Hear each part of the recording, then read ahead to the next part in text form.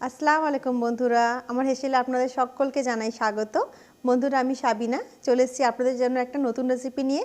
বন্ধুরা, আজকে যে রেসিপিটি আপনাদের সঙ্গে শেয়ার করব সেটা হচ্ছে ভেজ নবরত্ন কোরমা। দারুণ টেস্টি রেসিপিটি।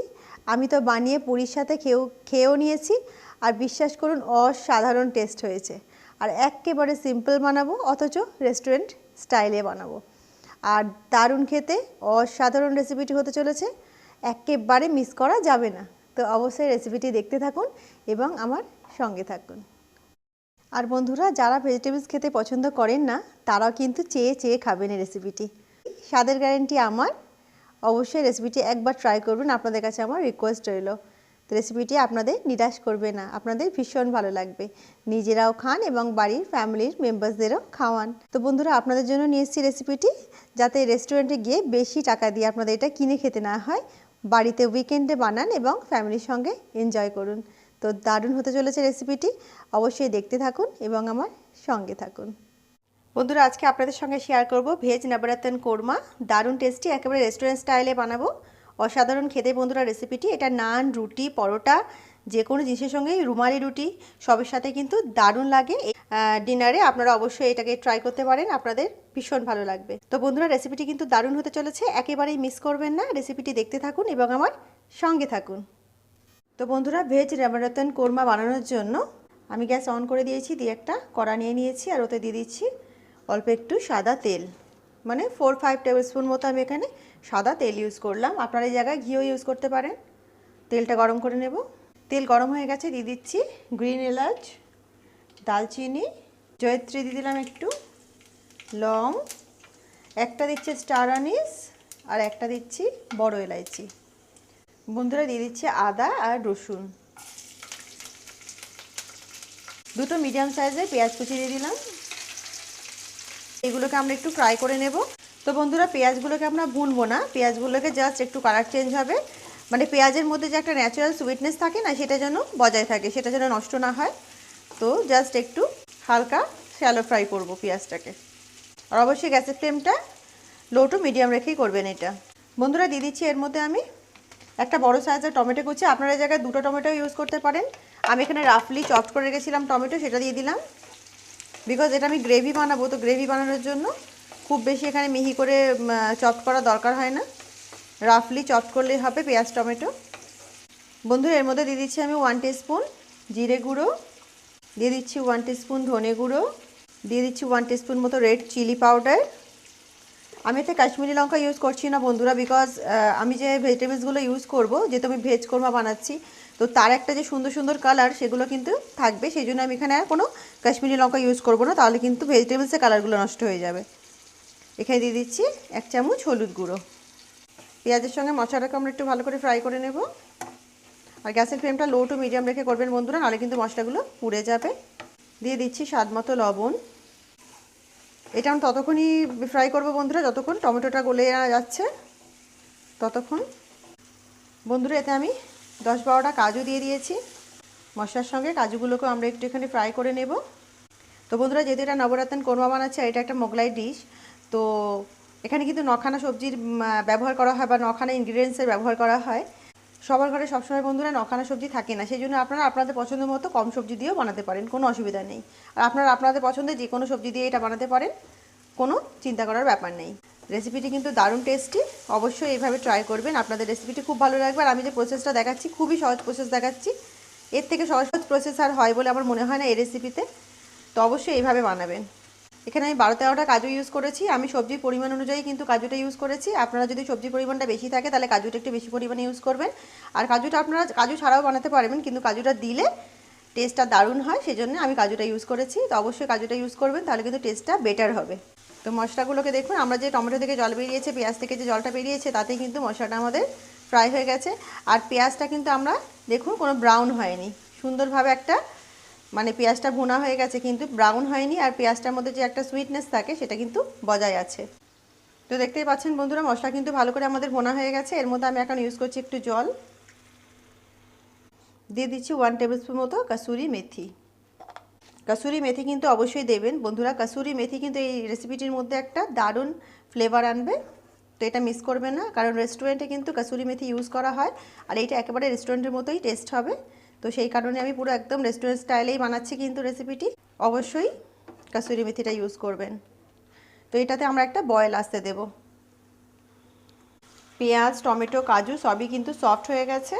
তো দেখুন এটার মধ্যে বয়েল এসে গেছে। গ্যাসের ফ্লেমটাকে আমি এখন অফ করে দিচ্ছি। আর এর মধ্যে যে এই স্টার আনিসটা রয়েছে না, স্টার আনিসটা কিন্তু আমরা ফেলে দেবো। এটা আমাদের আর লাগবে না, যে ফ্লেভারটা অ্যাবজর্ব করা ছিল করে নিয়েছি, তো এটাকে আমরা ফেলে দেবো। এই বড় এলাচিটাকেও ফেলে দেবো, বড় এলাচিটা আমাদের কোনো দরকার নেই। এবারে বাকি যে মশলাগুলো রয়েছে সেগুলো থাকবে এতে। আর এটাকে আমরা সম্পূর্ণ ঠান্ডা করে নেব। ঠান্ডা করে নিয়ে আমরা এটাকে একটা স্মুথ পেস্ট বানিয়ে নেব গ্রেভির জন্য। তো দেখুন গ্রেভি কিন্তু আমাদের রেডি হয়ে গেছে। বন্ধুরা গ্যাস অন করে আমি কড়াই চাপিয়ে দিয়েছি। গ্রেভি তো আমাদের রেডি হয়ে গেছে। তো বাকি কাজগুলো আমরা করে নেব। তো বন্ধুরা আমি এতে নিয়ে নিচ্ছি ঘি। আপনারা এটা বাটারে ইউজ করতে পারেন বা এখানে সম্পূর্ণ রেসিপিটি ঘিতেও বানাতে পারেন। আমি বেশ খানিকটা এখানে কিন্তু ঘি ইউজ করছি। আপনারা আপনাদের স্বাদ মতো ঘিটা কম বেশি করে নেবেন। তো আমি এখানে 5-6 টেবিল স্পুন মতো কিন্তু ঘি ইউজ করেছি, কারণ ঘিটা একটু বেশি পরিমাণে লাগে, দারুণ টেস্ট হয় রেসিপিটি।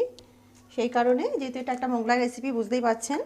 তো বন্ধুরা গ্যাসের ফ্লেমটা মিডিয়াম আছে। আর ঘিয়ের মধ্যে আমি এখানে দিয়ে দিচ্ছি একটু শাহজিরা। শাহজিরাটা দিচ্ছি এই কারণে একটা সুন্দর ফ্লেভার আসবে। এর মধ্যে দিয়েছি আমি আদা কুচি 1 চামচ, 1 টিস্পুন আদা কুচি দিলাম, আর 1 টিস্পুন দিচ্ছি এখানে রসুন কুচি। এটাকে আমি গ্রেট করে নিয়েছি, তো আপনারা অবশ্যই গ্রেট করে নেবেন। এগুলোকে একটু আমরা ফ্রাই করে নেব ঘিয়ে। রসুন ফ্রাই হবার যে স্মেলটা বন্ধুরা অসাধারণ, দারুণ লাগে আমার। এর মধ্যে দিয়ে দিচ্ছি আমি সবজিগুলো একে একে। প্রথমে দিয়ে দিচ্ছি বিনস।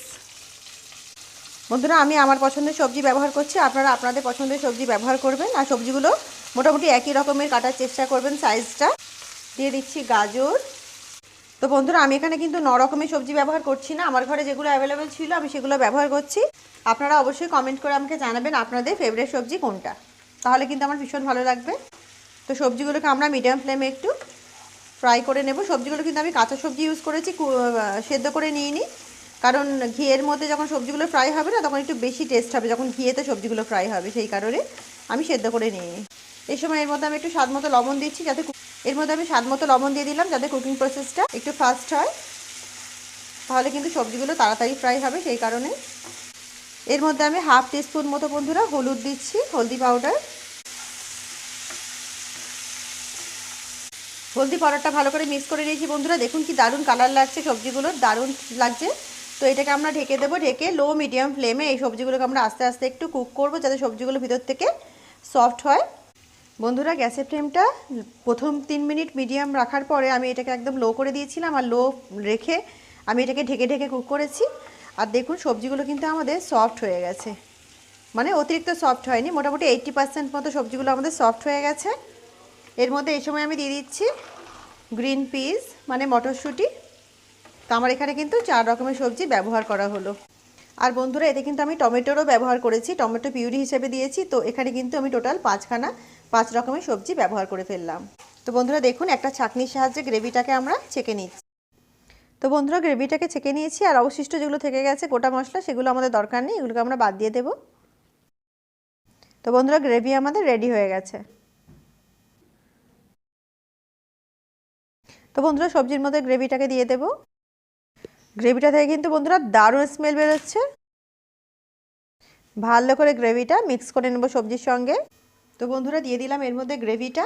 দিয়ে দিচ্ছি 1 চুটকি চিনি, জাস্ট 1 চুটকি, বেশি নয় কিন্তু, কারণ কোনো কোনো রেসিপিতে কিন্তু 1 চুটকি চিনি কিন্তু দারুণ কাজ করে যায় তার টেস্টকে আরও এনহ্যান্স করতে।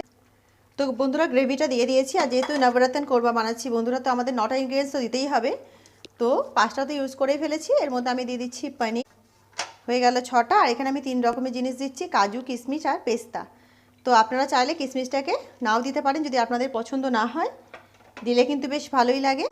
তো এইগুলোকে মিক্স করে দেবো। দেখুন আমাদের কিন্তু 9টা ইনগ্রিডিয়েন্টস এর মধ্যে দেওয়া হয়ে গেছে। তো পনিরটাকে কিন্তু আমি কাঁচা ইউজ করছি, ফ্রাই করার কোনো দরকার নেই। এর মধ্যে আমি দিয়ে দিচ্ছি বন্ধুরা 4 টেবিল স্পুন মতো ফ্রেশ ক্রিম। এটাও অপশনাল, আপনাদের ইচ্ছে হলে দেবেন, না ইচ্ছে হলে দেবেন। ওপর থেকে দিয়ে দিচ্ছি আরও 1 চামচ কাসুরি মেথি। এটা রোস্টেড কাসুরি মেথি ইউজ করলাম বন্ধুরা, আমি রোস্ট করে আর পাউডার বানিয়ে রেখেছিলাম সেটা ইউজ। তো বন্ধুরা দেখুন এটার মধ্যে বয়েল এসে গেছে। গ্যাসের ফ্লেমটাকে আমরা অফ করে দিচ্ছি, বিকজ আমাদের রেসিপি কিন্তু একেবারে রেডি হয়ে গেছে। তো দেখুন ভেজ নবরত্ন কোরমা আমাদের রেডি, দারুণ গ্রেভিটা। তো চলুন এটাকে সার্ভ করে দেখাই। তো বন্ধুরা রেডি এবং সার্ভ ভেজ নবরত্ন কোরমা। তো তো বন্ধুরা রেসিপিটি আপনাদের কেমন লাগলো অবশ্যই কমেন্ট করে আমাকে জানাবেন।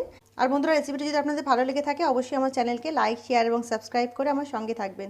রেসিপিটি পুরো দেখার জন্য আপনাদের সকলকে জানাই অসংখ্য ধন্যবাদ।